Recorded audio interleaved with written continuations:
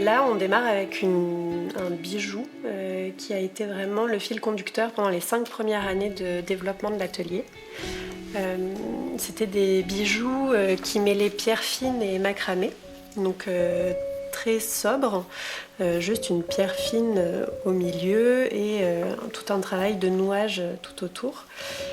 Et ce travail-là, il est vraiment issu d'un échange avec un artisan que j'ai rencontré au Chili en 2009. Moi, je venais de finir ma licence en histoire de l'art. Et l'idée, pour moi, c'était vraiment de voyager, de partir à la rencontre d'autres cultures, d'autres façons de vivre, de faire, de rencontrer des gens. Mais à aucun moment j'imaginais rencontrer mon métier. Je suis, je pense, tombée amoureuse de la technique, quoi. De la technique du nœud. Ouais, de la technique du nœud, parce que en fait, le macramé au Chili, c'est une technique qu'on voit beaucoup dans les rues, c'est-à-dire que le bijou en macramé est vraiment mis en avant, mais c'est toujours extrêmement sobre, épuré, c'est-à-dire qu'on a juste le fil et que le fil suffit à raconter l'histoire. Là, il y a une touche plus européenne.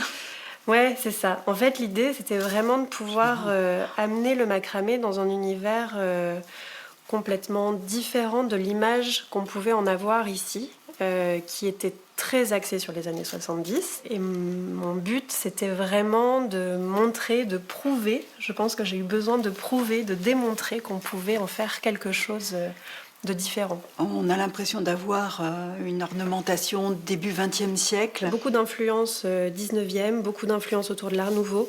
Mais oui, avec des éléments subtils, raffinés.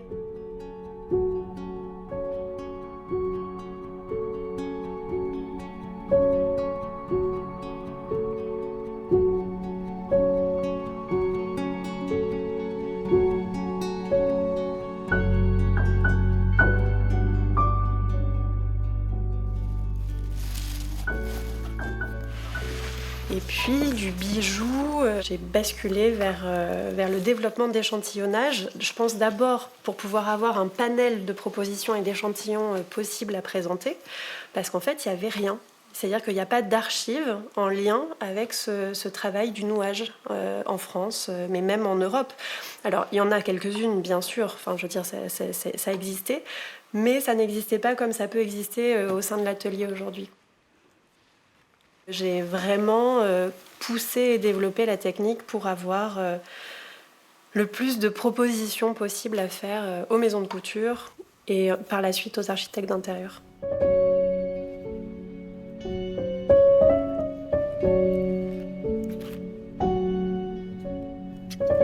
Est-ce qu'il y a des matières de prédilection ou tout se noue ? Tout se noue. En fait, à partir du moment où le fil est suffisamment souple et solide pour pouvoir être noué, on n'a pas de limite dans la matière. En fait, moi, ce qui va me plaire, c'est plutôt l'aspect esthétique. C'est qu'est-ce que la matière raconte et qu'est-ce qu'elle va apporter au propos. Quand elle est nouée. Quand elle est nouée. Parce qu'elle change évidemment de texture, de lumière. Elle change même de couleur, parce qu'un fil qui est très clair avec le nœud va foncer. Donc effectivement, que ce soit des matières naturelles ou des matières synthétiques, en fait, peu importe. Ça peut être de la laine, de la soie, du coton, du chanvre, du lin. Ça peut être dans les matières synthétiques du polyester. Viscose.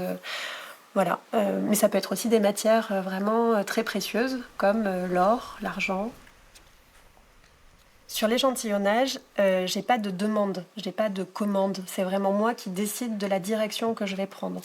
Donc si esthétiquement les matières entre elles fonctionnent, d'après mon regard, alors c'est ok. Et donc j'y vais.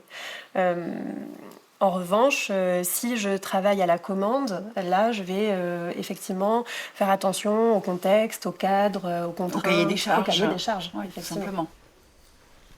Et l'idée, c'est d'être la plus large possible dans les propositions que je fais, puisque sans ces propositions-là, le projet ne peut pas aboutir.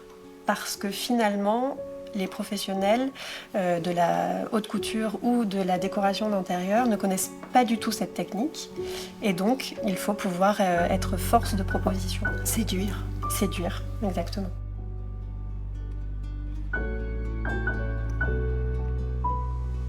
La réalisation de ces tableaux floraux, ça correspond à une évolution dans la recherche que vous menez, Laurentine? Ouais, je crois que c'est même un retour aux sources en fait.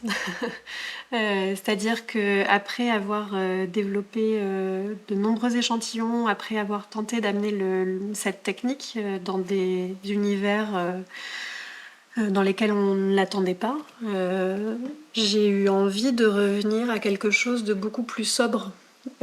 Beaucoup plus évident en lien avec la technique, c'est-à-dire uniquement le fil qui se ressemble beaucoup ici, le fil et le nœud, vraiment la base, l'essence même de ce travail. J'ai beaucoup de mal avant de commencer un tableau, une œuvre, à me dire bah voilà, là j'en ai pour tant de temps. En général, c'est beaucoup plus long que ce que j'imaginais. Parce qu'il y a aussi beaucoup d'allers-retours, c'est-à-dire que des fois je peux projeter du fil et commencer à faire une réalisation et puis ça me convient pas, donc je vais défaire. Enfin voilà, il y a vraiment le fait de s'autoriser à faire mais à défaire aussi, tout ça, ça fait vraiment partie du processus. C'est pas évident d'accepter de se dire de revenir à quelque chose de simple et de sobre.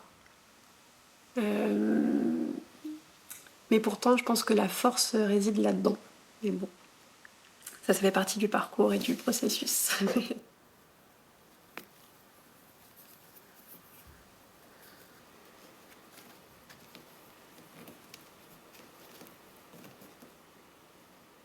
Je crois qu'après autant d'années de travail, finalement, j'arrive à quelque chose dans lequel je me dis que enfin j'ai réussi à trouver mon écriture, quoi. Donc c'est long. Mais c'est beau.